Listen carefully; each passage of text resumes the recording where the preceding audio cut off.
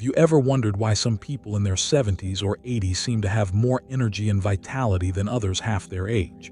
What's their secret to staying sharp, healthy, and full of life? Is it just luck? Or is there a way to age gracefully and stay vibrant as the years go by? Have you ever watched someone in their late 70s walking through a park with a spring in their step, laughing freely, their eyes bright and alive, and thought to yourself, "I want that. I want to feel that way. I want to be that person"? Well, today I am going to tell you exactly how to become that person. Because the truth is, the men and women who age with that kind of grace and vitality are not simply lucky.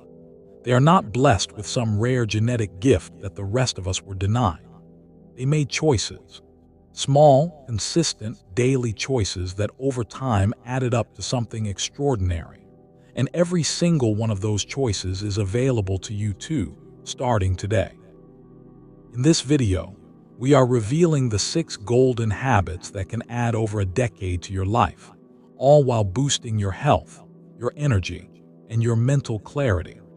These are not just ordinary tips pulled together from some random corner of the internet. These are scientifically backed practices supported by decades of research from some of the most respected institutions in the world. Practices that doctors, neurologists, cardiologists, and longevity researchers are consistently amazed by, because the results they produce in real human lives are so powerful and so consistent. Whether you are in your 50s, your 60s, or already well into your 70s, these habits can truly and fundamentally transform the way you age. By watching until the very end, you will learn simple, actionable steps you can begin today to dramatically improve your life and your well-being. From walking to the food on your plate to strengthening your body and sharpening your mind, these habits are designed to keep you strong, independent, and joyful in your golden years. And the 6th habit, please stay with me for this one, might just be the single greatest game changer you have ever come across. It is a secret that has been hiding in plain sight for years, something so simple that most people completely overlook it. And yet the science behind it is so compelling that once you hear it, you will never think about your health the same way again. These are the strategies that will help you not only live longer, but thrive while doing it. So please don't skip ahead. Every single habit we are going to discuss today matters. Every one of them has the power to change something in your life. And when you combine all 6 together, the effect is not just additive, it is transformative. If you are not yet subscribed to this channel, I warmly encourage you to do so right now and to activate the notification bell so you never miss a video. Your support truly means everything to me and helps me continue doing this work. If you enjoy what you hear today, please like this video and share it with someone you love, because this information could genuinely change their life. If you find this topic valuable, please comment the number 1 below. If you feel I can do better, comment 0 and tell me how. I read every single comment and I truly want to serve you well. Now, let us begin. Let's start with the first habit, and I want you to approach this one with fresh eyes because I know what you might be thinking. You might be thinking that you already know about this, that this is too simple, too obvious, too ordinary to make a real difference. But I promise you, by the time I am done explaining what this single habit can actually do for your body and your brain, you will never look at it the same way again. We are talking about walking. There is something profoundly transformative about walking. It is such a simple, often underestimated act, and yet it holds immense power over our body, our mind, and our spirit. When you take a walk, you are not just putting one foot in front of the other. You are actively reclaiming your vitality, nurturing your independence, and breathing life into your future, one step at a time. Have you ever been in quiet awe of those older individuals who seem to radiate energy and confidence, even in their 70s and 80s, who move through the world as if aging is something that is happening to other people? Their secret is almost never some magical supplement or some complex exercise routine. More often than not, it comes back to the steady, rhythmic, beautifully simple power of walking. This is not just anecdote. This is science. Studies from Harvard Medical School following tens of thousands of participants across multiple decades have revealed something staggering. Regular walking can reduce the risk of heart disease by up to 40%. Not 5%, not 10%, 40%. That is not just a number on a page. That is the difference between a heart attack and a healthy heart. That is the difference between dependence and independence. That is the difference between a life cut short and a life fully lived. With every step you take, your heart beats stronger, pumping oxygen-rich blood that nourishes every cell in your body. Your lungs expand more fully. Your circulation improves.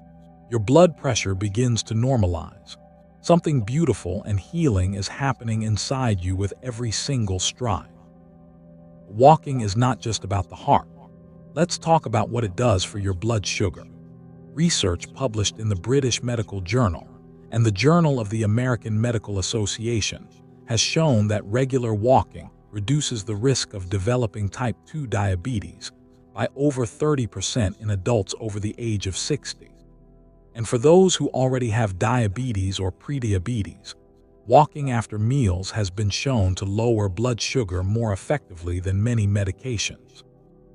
Just a 10-minute walk after eating can have a measurable and meaningful impact on your glucose levels. That is the power of this simple habit. And then there are your joints. Many older adults have been told, or have come to believe, that if their knees hurt or their hips ache, they should rest more and move less. I understand why that feels logical, but the science tells a different story. Movement is what keeps your joints healthy. The cartilage in your joints has no direct blood supply. It receives its nutrients through the movement of fluid that is only stimulated when you move. When you sit still for long periods, that cartilage becomes dry, brittle, and more susceptible to damage. When you walk regularly, you are literally feeding your joints. You are keeping them lubricated, nourished, and functional. The Arthritis Foundation and countless rheumatologists consistently recommend walking as one of the most effective interventions for osteoarthritis pain. Not rest, movement. Gentle, consistent, compassionate movement. Now I want to tell you something about walking and your brain that genuinely astonishes most people when they hear it for the first time. A landmark study conducted by researchers at the University of Pittsburgh recruited a group of adults over the age of 60 who were sedentary and had them begin a walking program. Just 40 minutes of walking, 3 days a week. Nothing extreme, nothing heroic. After 1 year, brain scans of these participants revealed something remarkable. The hippocampus, the part of the brain most responsible for memory and spatial navigation, had actually increased in volume by 2%. 2% growth in a brain region that typically shrinks by 1 to 2% every year in older adults. That means walking did not just slow down brain aging, it reversed it. It turned back the clock on the brain by 1 to 2 years in just 12 months of regular walking. Let that land for a moment. You have a habit available to you right now, free of charge, that can literally regrow parts of your brain. That can protect your memory. That can reduce your risk of Alzheimer's disease and dementia. That requires no prescription, no equipment, and no special training. All it requires is that you walk. And let's talk about mood, because this matters enormously and is far too often left out of the conversation. Every time you go for a walk, your brain releases a cascade of powerful neurochemicals. Endorphins, which create feelings of happiness and euphoria. Serotonin, which stabilizes mood and promotes a sense of calm and well-being. Dopamine, which drives motivation and the feeling of reward. These are the same neurochemicals that antidepressant medications attempt to influence. And walking produces them naturally, without side effects, without cost, and with the added benefit of fresh air, sunlight, and the beauty of the world around you. People who walk regularly report significantly lower rates of depression and anxiety. They feel more in control of their emotional lives. They sleep better at night. They approach the day with more energy and more hope. What makes walking so deeply beautiful is its radical simplicity. You do not need a gym membership. You do not need expensive equipment. You do not need to be young or fast or fit. You just need to start. And starting small is perfectly fine. If all you can manage today is 5 minutes to the end of your street and back, that is a victory. That 5 minutes is infinitely more valuable than 0 minutes. Because habits are built not through grand gestures but through small, repeated actions that over time become part of who you are. Whether it is a slow, reflective stroll through your neighborhood, a peaceful walk in the park, a brief loop around your backyard, or even packing the hallways of your home on a rainy day, every step counts. Every step is a deposit into the account of your health. And as those deposits accumulate day after day, week after week, month after month, the returns become extraordinary. Lower blood pressure, better blood sugar, stronger heart, healthier joints, sharper memory, brighter mood, longer life. There is also a social dimension to walking that deserves its own moment. Invite a friend to join you, call a neighbor, ask your spouse or your sibling or your grandchild to walk with you on a Saturday morning. As you walk side by side, you are not just exercising your body, you are nourishing your relationships. You are sharing stories and laughter and the quiet comfort of companionship. You are building the kind of connection that research tells us is just as important to health as any physical habit. And if you prefer to walk alone, that is equally valuable. Solo walking becomes a moving meditation, a sacred space to think, to process, to breathe, to simply be present in your own life without distraction. So I am asking you directly, when was the last time you went for a real walk? Not rushing to your car, not walking through a parking lot. A real walk taken with intention, taken for yourself, taken as a gift to your body and your brain and your future. If it has been a while, that is okay. Today can be the day that changes. Start with 10 minutes, just 10 minutes, and see how you feel. Now let's move to the second habit, and this one touches something we all do multiple times every single day. And yet most of us have never truly understood how powerful it is in shaping our health as we age. We are talking about food. About the way we nourish ourselves or fail to nourish ourselves, and about the profound difference that the right choices can make. Eating well is not just about prolonging your life. It is about enriching every single day you have left. The food you choose to fuel your body with determines how vibrant, energetic, and alive you feel as you age. It determines whether you wake up in the morning feeling ready for the day or feeling like you are already running on empty before it has even begun. It determines whether your mind is clear or foggy, whether your joints feel fluid or stiff, whether your immune system stands strong or crumbles at the first challenge. When you take the time to nourish your body properly, you are setting yourself up for a future full of strength, clarity, and the freedom to move through life without that heavy burden of fatigue, inflammation, and chronic illness. Imagine being in your 80s and still feeling real strength in your muscles, genuine clarity in your thoughts, and the freedom to move through your days with grace and energy. This is not wishful thinking. This is what happens when people consistently make the right choices at the table. The science is clear. The real-life examples are everywhere. And the path to getting there is simpler than most people believe. As we get older, our bodies don't need less nourishment. They actually need more of the right kind. Yet all too often, people fall into the trap of convenience, reaching for processed foods that are quick, cheap, and easily available, but loaded with refined sugars, unhealthy fats, excess sodium, and artificial additives that the human body was never designed to process. These foods don't just provide empty calories. They actively work against your health, promoting chronic inflammation, disrupting blood sugar, impairing digestion, weakening the immune system, and accelerating the very aging process you are trying to slow. The good news is that the antidote is not complicated. It is not expensive. It does not require you to give up every food you enjoy. It simply requires a shift in perspective. Start thinking of food not as something to fill a craving or get through the day, but as information you are sending to your cells. Every bite of food you eat is a message. And the question is, What message do you want to send? Do you want to send a message of inflammation and decay, or a message of nourishment, repair, and vitality? Make your plate as colorful as possible. This is not just aesthetic advice.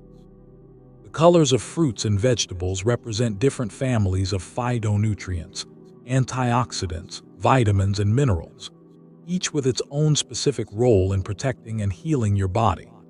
Deep leafy greens like spinach, kale, arugula, and Swiss chard are packed with folate, vitamin K, magnesium, and powerful antioxidants that protect your heart, strengthen your bones, and feed your brain.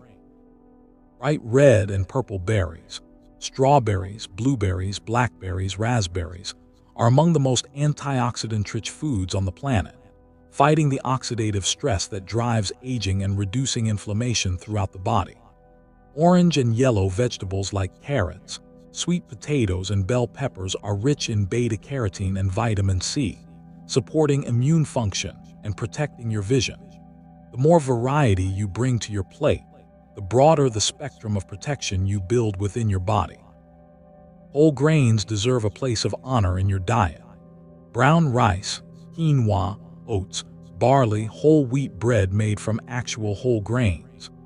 These foods provide slow-burning, sustained energy that keeps your blood sugar stable throughout the day, preventing the crashes that leave you feeling exhausted and foggy by mid-afternoon. They are rich in fiber, which feeds the beneficial bacteria in your gut microbiome, an ecosystem that research is increasingly showing to be central to everything from immune function to mood to cognitive health. A healthy gut is not just about digestion. It is about whole-body wellness. Lean proteins are absolutely essential as we age. As I mentioned when we talked about strength training, we naturally lose muscle mass as the years pass. Adequate protein intake is one of the primary defenses against this loss. Chicken, turkey, fish, eggs, legumes like lentils and chickpeas, tofu, Greek yogurt. These foods provide the amino acids your muscles need to repair, rebuild, and stay strong.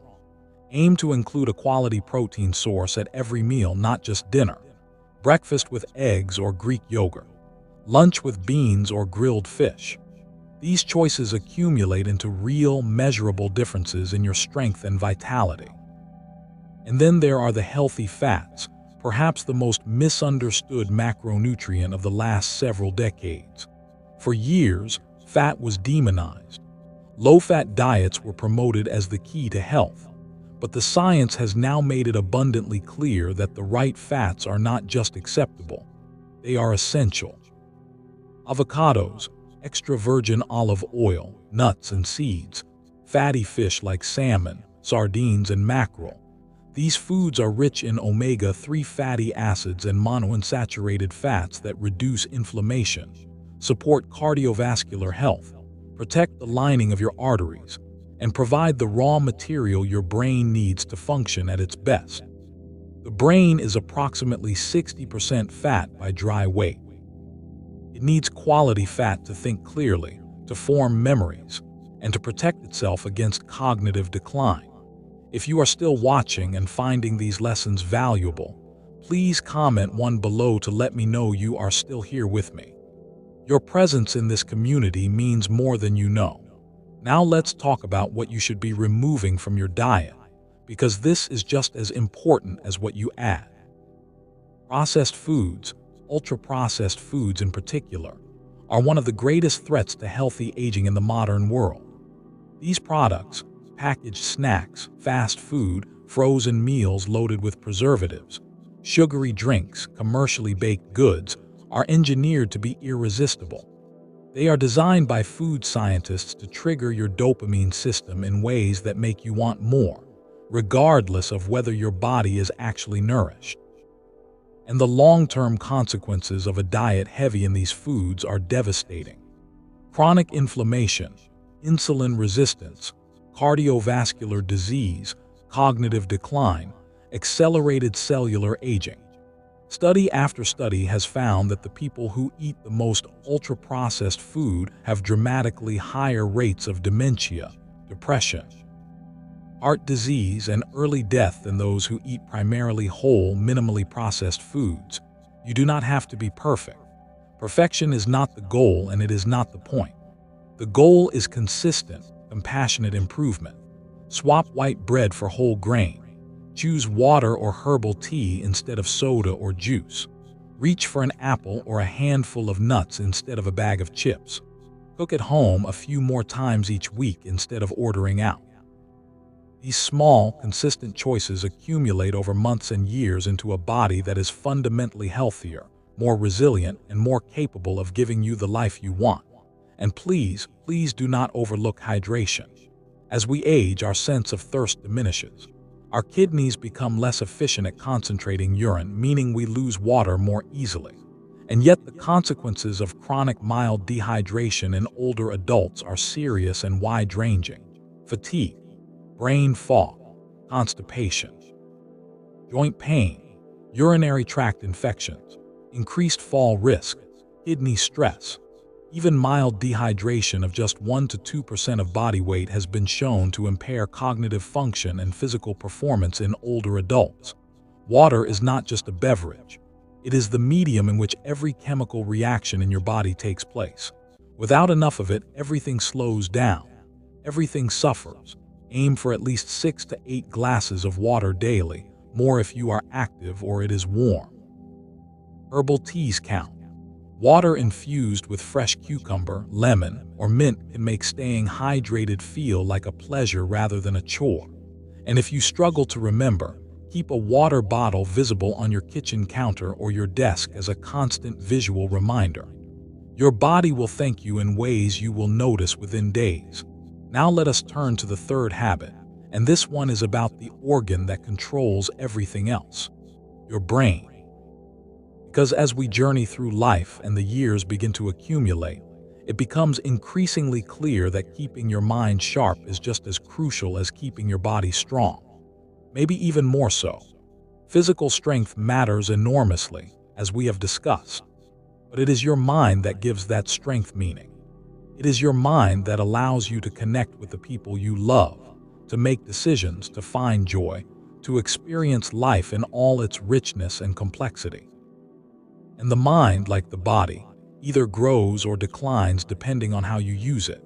Here is the fundamental truth about your brain. It is not fixed. It is not finished. It is not simply aging on a downward slope that cannot be altered. The human brain possesses a remarkable quality called neuroplasticity, the ability to form new neural connections, to create new pathways, to adapt and reorganize in response to learning, experience, and challenge. This is not just something that happens in childhood. It happens across the entire lifespan. In your 60s, your 70s, your 80s, and beyond, your brain retains the capacity to grow, to change, and to strengthen. But it will only do so if you give it the stimulation it needs. If you neglect your brain, if you allow your days to become routine and unstimulating, if you stop learning, stop challenging yourself, stop engaging with ideas and other people, your brain will reflect that neglect. Neural pathways that are unused weaken and eventually disappear. The brain is ruthlessly efficient. It eliminates what is not being used. And so the question is not whether your brain can stay sharp. The question is whether you will give it the reasons and the opportunities to do so. Reading is one of the most accessible and powerful tools for mental engagement. And I do not mean passively scrolling through social media or watching television, though those have their place. I mean the kind of deep, focused reading that requires your brain to construct meaning, to hold multiple ideas in mind simultaneously, to imagine, to infer, to remember. Whether it is a novel that pulls you into another world, a biography that introduces you to a fascinating life, a history book that helps you understand how the world came to be what it is, or even a well-written article that challenges your assumptions. Reading exercises your brain in ways that are measurable and profound. Studies have consistently found that people who read regularly throughout their lives have a significantly lower risk of developing Alzheimer's disease. Reading builds what researchers call cognitive reserve, a kind of mental resilience that allows the brain to withstand more damage before symptoms of decline become apparent. Games and puzzles offer another powerful form of mental exercise. Crossword puzzles, Sudoku, chess, card games, jigsaw puzzles, word games, even strategy video games designed for older adults. These activities are not just entertainment. They are workouts for your brain, targeting memory, attention, processing speed, problem-solving, and cognitive flexibility. The challenge and the novelty are what make them effective. Every time you encounter a problem your brain has not solved before, every time you have to think a little harder, reach a little deeper, try a different approach, you are building new neural connections and strengthening existing ones. You are, quite literally, making your brain stronger. Learning new skills takes this a step further. There is something uniquely powerful about learning a skill that requires you to coordinate different types of knowledge and ability. Learning to play a musical instrument, for example, has been shown in multiple studies to be one of the most robust protections against cognitive decline available to older adults.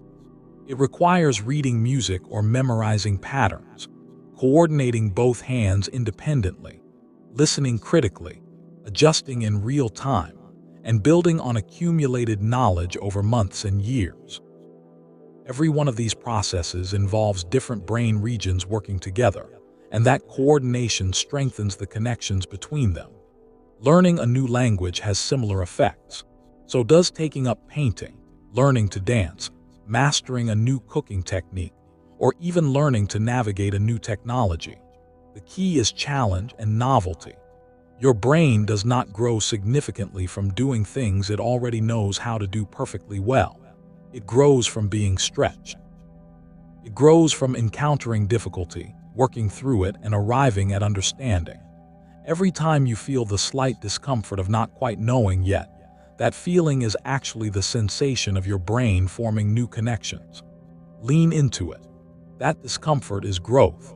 And then there is conversation.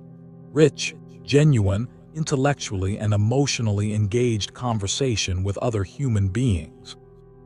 We have already touched on the importance of social connection for longevity, and we will return to it in a moment. But I want to highlight here specifically the cognitive benefits of real human interaction.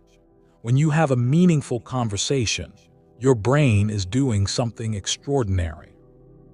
It is tracking the emotional tone of the other person, reading facial expressions and body language, processing language at high speed, retrieving memories and knowledge to contribute, formulating responses, managing turn-taking, and all of this is happening simultaneously and effortlessly because your brain was built for it. Social interaction is one of the most cognitively demanding and cognitively rewarding things a human being can do. And older adults who maintain rich social lives consistently show better cognitive outcomes than those who are isolated. So read widely and with curiosity. Play games that make you think. Learn something new every month, even if it is small. Have real conversations with people who challenge you and inspire you. These habits, practiced consistently over years, build a brain that is resilient, adaptive, and alive with possibility well into your 80s and beyond. Now let's talk about the fourth habit. And I want to address something directly, because I know that for many of you, the word exercise carries a certain weight, a certain history, maybe memories of feeling self-conscious or inadequate, or a sense that real exercise is for younger people, for people in better shape, for people who have not already accumulated the aches and limitations that come with the years. I want to gently but firmly push back against all of that. Because the habit we are about to discuss is one of the most important things any older adult can do for their independence, their confidence, and their quality of life. And it is far more accessible than most people believe. We are talking about strength training. Strength training is one of the most powerful, yet most underutilized, tools in healthy aging. As we get older, we naturally lose muscle mass through a process called sarcopenia.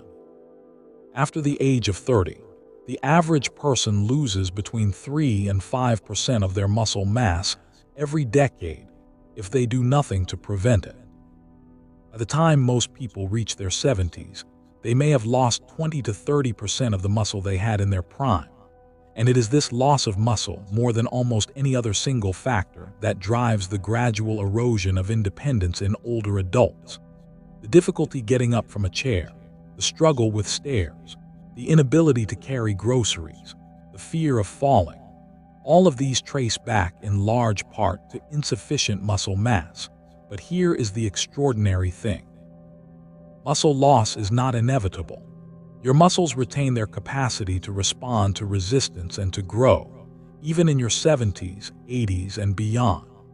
Research has demonstrated over and over again that older adults who engage in regular resistance training gain significant muscle mass, improve their strength, enhance their balance, increase their bone density, and dramatically reduce their risk of falls. People in their 80s who have never exercised in their lives have begun strength training programs and seen remarkable improvements within weeks. The body's capacity for adaptation does not simply disappear with age. It waits. It waits for you to give it the stimulus it needs. Strength training protects your bones just as powerfully as it protects your muscles. Osteoporosis, the thinning and weakening of bone tissue, affects millions of older adults, particularly women after menopause, and it is a major driver of fractures, hospitalization, and loss of independence. The most effective non-pharmaceutical intervention for maintaining and increasing bone density is weight-bearing exercise. When your muscles pull against your bones through resistance training, they stimulate the bone-building cells called osteoblasts to produce new bone tissue. Walking helps. But strength training, with its higher levels of mechanical loading, is even more effective. It is one of the best things you can do to ensure that your skeleton remains strong, dense, and fracture-resistant as you age. Balance and coordination deserve special mention, because falls among older adults are a genuine and serious health crisis.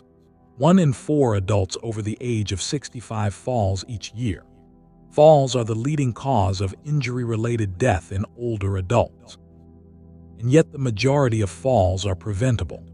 Strength training directly improves the muscular strength and joint stability that keep you upright and in control when you stumble or lose your footing. Exercises that target the legs, the core, and the glutes, squats, lunges, leg presses, calf raises, standing on one leg, are particularly effective at building the kind of functional strength that catches you before you fall. If you are still watching and finding this valuable, please comment 2 below to let me know you are still here with me. You do not need a gym. You do not need heavy weights. You do not need a personal trainer, though one can certainly be helpful. You can begin a meaningful and effective strength training practice right in your own living room, with nothing more than your own body weight, a resistance band, or a pair of light dumbbells. Squats performed slowly and with attention to form build the leg strength that makes every act of daily life easier. Wall push-ups develop upper body strength without placing excessive stress on the joints. Seated leg raises strengthen the core and the hip flexors. Resistance band rows target the back and the shoulders, improving posture and reducing the hunching that so many older adults experience. Even exercises as simple as standing on one foot for 30 seconds at a time train the balance systems that protect you from falling. The key is consistency rather than intensity. You do not need to exhaust yourself. You do not need to be sore for days afterward.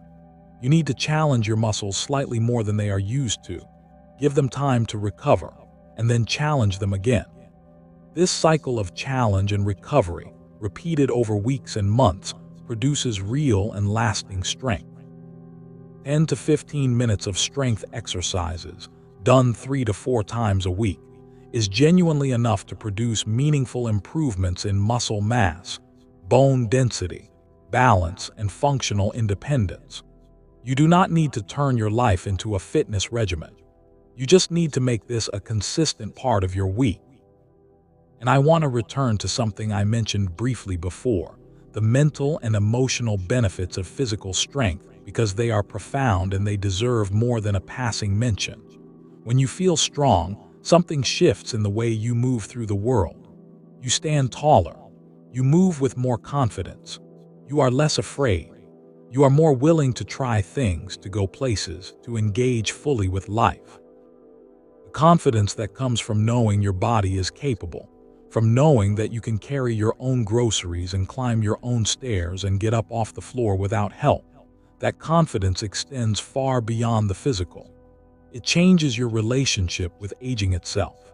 Instead of feeling like a passive recipient of decline, you feel like an active participant in your own vitality. And that shift in identity and self-perception is, in itself, deeply healing. Now we come to the fifth habit, and I want to tell you up front that what you are about to hear may genuinely surprise you. Because when we think about what keeps people healthy and alive into their 80s and 90s, we tend to think about diet and exercise and medical care. We rarely think about friendship. We rarely think about phone calls and shared meals and the warmth of being truly known by another person. And yet the science is absolutely clear on this point. Social connection is not a nice addition to a healthy life. It is a fundamental biological requirement for one. The research on loneliness and social isolation has been accumulating for decades, and the conclusions are stark. Researchers at Brigham Young University conducted a massive meta-analysis, combining data from over 148 studies involving more than 300,000 participants, and found that social isolation increases the risk of early death by 26%. Other studies have found that chronic loneliness raises the risk of heart disease by 29%, stroke by 32%, and dementia by a staggering 50%. Harvard researchers who have followed groups of adults across decades have concluded that the quality of a person's relationships is a more reliable predictor of how they will age than cholesterol levels, exercise habits, or almost any other health metric. The single greatest predictor of health and happiness in old age is not what you eat or how much you exercise. It is the depth and warmth of your human connections. Why does social connection have such a profound effect on physical health? Because loneliness is perceived by the body as a threat. Your nervous system interprets isolation the same way it interprets danger. When you are chronically lonely, your body maintains an elevated state of stress. Cortisol and other stress hormones remain persistently high. Chronic elevated cortisol suppresses immune function, promotes inflammation, raises blood pressure, impairs sleep, and accelerates cellular aging. The body was designed to live in community. Isolation is not its natural state. And when it is forced to exist in isolation for extended periods, the physical toll is real and measurable. Conversely, when you are embedded in warm, supportive, meaningful relationships, your nervous system calms. Your immune system is stronger. Your cardiovascular system is under less stress. Your brain is more active and more protected. You have reason to get up in the morning. You have people who notice when you are struggling and who show up to help. You have the experience of being valued, being known, being loved. And all of that translates in measurable biological terms into a longer, healthier life. I want to tell you about Margaret. Margaret is 82 years old, and a few years ago, she lost her husband of more than 50 years. In the months that followed, she withdrew from almost everything. She stopped going to her weekly card game. She declined invitations from her children. She stopped attending her church. She told herself she just needed time, that she preferred the quiet, but the quiet became a kind of prison. Days blurred together, her appetite diminished. She began to forget things. Her blood pressure crept upward. Her doctor was concerned. Her children were worried. Then one afternoon, her neighbor knocked on her door and invited her to come along to a community center program for older adults. Margaret almost said no. She had said no many times before. But something made her say yes that day, and it changed everything. She met people who understood what she was going through. She found a book club, a gentle yoga class, a group of women who gathered on Thursday mornings to drink coffee and talk about everything and nothing. She started volunteering, reading to children at the local library once a week. She began to laugh again, really laugh, the kind that comes from the belly and stays in the room long after the joke is over. Within 6 months, her blood pressure had improved. Her memory felt sharper. She was sleeping better. Her doctor said she seemed like a different person. And she was in some ways.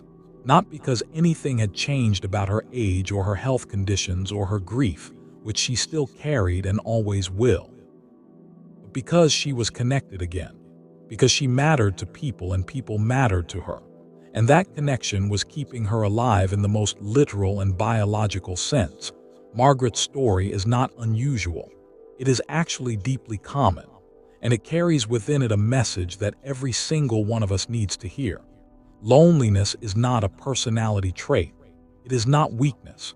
It is not something to be endured in silence. It is a health risk, as serious as any medical condition, and it is one that can be addressed with intention and courage and the willingness to reach out. If you have been withdrawing, if retirement or loss or distance or the natural contraction that can happen as we age has left you more isolated than you want to be, please hear this. It is not too late. It is never too late. Join a class, a club, a community group, a place of worship, a volunteer organization. Take a class at your local library or community college. Call someone you have been meaning to call for months. Accept the invitation you have been declining. Show up. Because showing up is the only thing standing between you and the connection that could quite literally save your life. And in today's world, where physical distance or mobility challenges can make in-person connection harder, technology offers real and meaningful bridges. Video calls with grandchildren. Online communities centered around shared interests. Phone calls, old-fashioned and simple and extraordinarily powerful. A voice on the other end of the line saying, "I was thinking of you. I am glad you called." These exchanges matter. They register in your nervous system, in your immune system, in the deep biological circuits of your brain. They tell your body that you are not alone, and your body responds accordingly. Keep your social ties strong.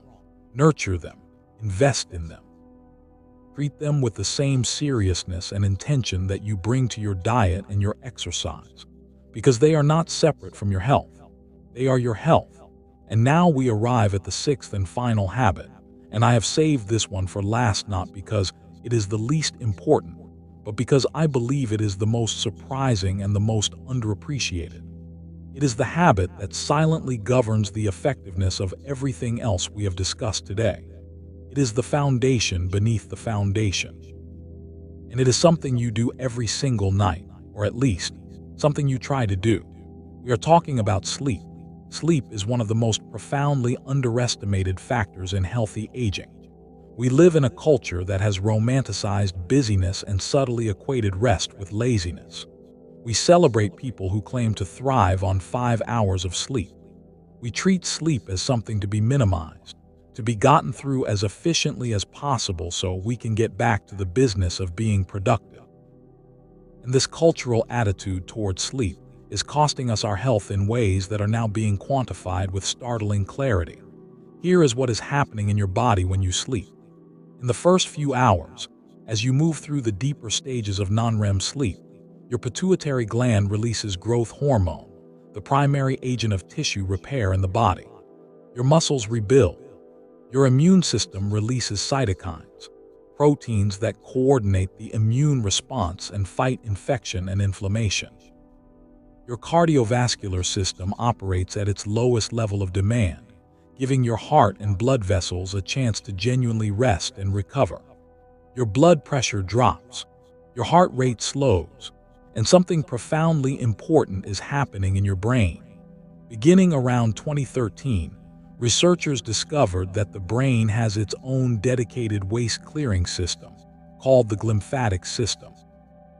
This system operates primarily during sleep, using cerebrospinal fluid to flush out the toxic metabolic byproducts that accumulate in the brain during waking hours. One of the most significant substances cleared by this system is beta-amyloid, the protein fragment that aggregates into the plaques found in the brains of people with Alzheimer's disease. When you sleep well, your brain cleans itself. When you chronically sleep poorly, that cleaning process is incomplete, and over years and decades, the accumulation of these toxic byproducts may contribute significantly to cognitive decline. Some researchers now believe that chronic sleep deprivation is one of the most important and underappreciated risk factors for Alzheimer's disease. The immune implications of poor sleep are equally serious. Studies have shown that sleeping fewer than 6 hours a night reduces the effectiveness of the immune system by up to 50%. People who are chronically sleep-deprived respond less effectively to vaccines. They are more susceptible to colds, flu, and other infections. They have higher levels of systemic inflammation, which is a root driver of heart disease, diabetes, cancer, and accelerated aging. The immune system does its most important work while you sleep. When you cut that work short night after night, you are compromising your body's most fundamental defense system. The metabolic consequences of poor sleep are profound as well. Sleep deprivation disrupts the hormones that regulate hunger and satiety, specifically ghrelin, which makes you feel hungry, and leptin, which makes you feel full.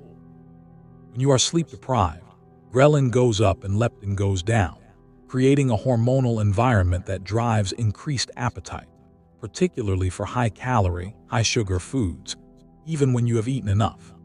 This is why people who sleep poorly tend to gain weight more easily and find it harder to maintain a healthy diet.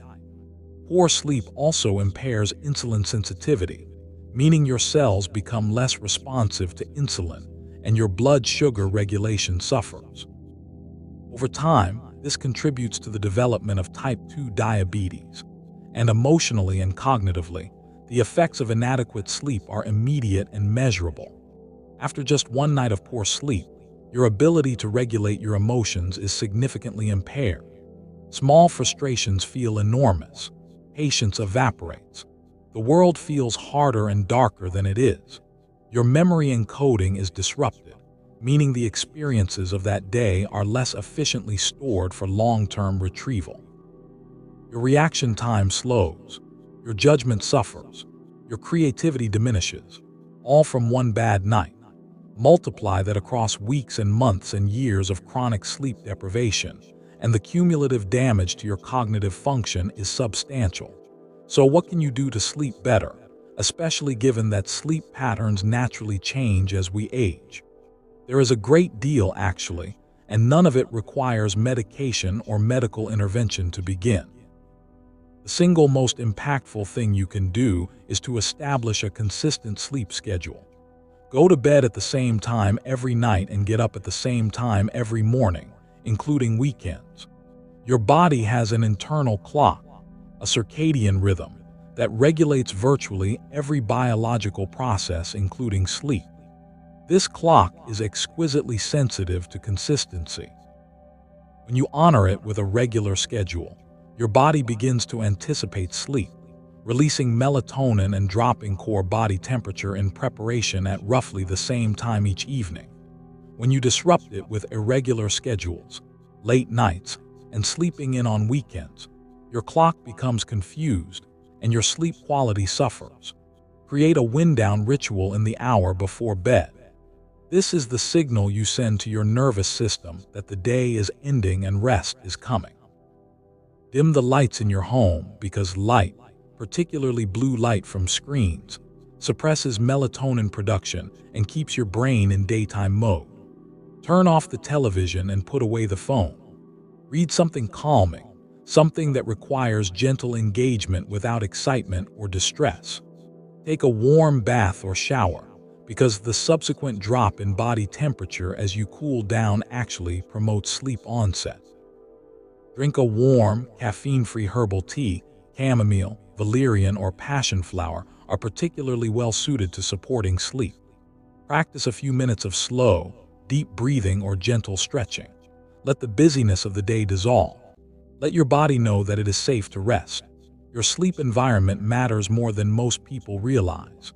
Your bedroom should be cool, dark, and quiet. The optimal temperature for sleep is between 65 and 68 degrees Fahrenheit. Because your body needs to lower its core temperature by about 1 degree to initiate and maintain sleep. If your room is too warm, this process is impaired.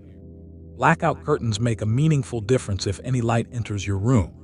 Earplugs or a white noise machine can help if sound is disturbing your rest. And please, make your bedroom a sanctuary for sleep, not a place for watching television, checking email, or doing anything that your brain associates with wakefulness and stimulation. The stronger the association between your bed and sleep, the more efficiently your brain will shift into sleep mode when you lie down. Be thoughtful about what you consume in the hours before bed. Caffeine has a half-life of 5 to 6 hours in the body. That afternoon coffee is still significantly active in your system at midnight. As we age, our ability to metabolize caffeine slows further, meaning its effects last even longer. Alcohol is perhaps the most misunderstood sleep disruptor. Many people believe that a drink before bed helps them sleep, and it is true that alcohol can accelerate sleep onset. But alcohol significantly disrupts the architecture of sleep, suppressing REM sleep and causing fragmented, lighter sleep in the second half of the night. The result is that you may fall asleep faster, but wake feeling less rested. Heavy meals close to bedtime divert blood flow and metabolic resources to digestion at a time when your body should be shifting into restoration mode. A light snack if genuinely hungry is fine, but a large, rich meal within 2 hours of sleep is counterproductive. Physical activity during the day is one of the best predictors of sleep quality at night. The research is consistent and clear on this point. Older adults who exercise regularly, who walk, who do strength training, who stay physically active, fall asleep faster, sleep more deeply, and wake fewer times during the night than those who are sedentary. The body was designed to be active during daylight hours and to rest when darkness falls. When you honor that design through movement, your sleep responds. And for those nights when your mind will not quiet, when you lie in the dark with thoughts racing and worries circling, know that you are not alone. This is one of the most common experiences among older adults. The mind, freed from the busyness of the day, sometimes uses the quiet of night to process unresolved concerns. A simple practice that many people find transformative is journaling before bed. Write down everything that is on your mind. Every worry, every task, every unresolved thought, and give each one a brief note about what, if anything, you intend to do about it. This process signals to your brain that these things have been acknowledged and do not need to be held in active working memory through the night. In deep, slow, intentional breathing, inhaling for 4 counts, holding for 4 counts, exhaling slowly for 8 counts, activates the parasympathetic nervous system, the body's rest and digest mode, and can shift you from a state of vigilance into genuine calm within just a few minutes. Sleep is where healing happens. It is the silent architect of every other healthy habit we have discussed today. When you sleep well, you have the energy and the motivation to walk. You have the mental clarity to make good food choices. You have the patience and the presence to nurture your relationships. You have the focus to read, to learn, to engage your mind. You have the cellular resources to build muscle and repair your body. Everything flows from rest. And when rest is compromised, everything else is compromised with it. So let us bring this all together, because I want you to leave here today not with a vague sense that these things are important, but with a clear and actionable understanding of what you are going to do. Walk every single day. Start with 10 minutes if that is all you can manage, and build from there. Walk for your heart, for your joints, for your brain, for your mood, for your future. Nourish your body with real, whole, colorful, nutrient-dense food. Eat the vegetables, the whole grains, the lean proteins, the healthy fats. Drink your water. Reduce the processed foods not out of deprivation but out of love for yourself and for the life you want to live. Keep your mind engaged and curious every single day. Read something, learn something, play a game that makes you think. Have a real conversation with someone who challenges and inspires you. Build your strength with consistent, gentle resistance training. Protect your muscles, your bones, your balance, and your independence. Invest in your relationships with the same seriousness you bring to your physical health, because the science now tells us clearly that love and connection are medicine. And sleep deeply and consistently, because everything else in this list depends on it. You are not too old to start any of this. In fact, the research shows with remarkable consistency that the human body and brain respond to positive change at any age. It is never too late. The choices you make today, this week, this month will shape who you are and how you feel 5 years from now, 10 years from now, 20 years from now. Every single day is an opportunity to choose vitality, to choose health, to choose the version of yourself that is strong, sharp, connected, and fully alive. If this video has given you something useful, something that shifts how you think about your health and your future, then please share it with someone you love. They deserve to hear this too. Subscribe if you haven't already, turn on the notification bell so you never miss what we share here. And leave me a comment below letting me know which of these 6 habits you are most excited to start with, or which one you are already doing and want to build on. I read every single comment, everyone, because this community matters to me and you matter to me. Until next time, take care of yourself, rest well, move every day, eat with intention, stay curious, stay connected. And remember, your best years are not behind you. They are still ahead, waiting for you to claim them.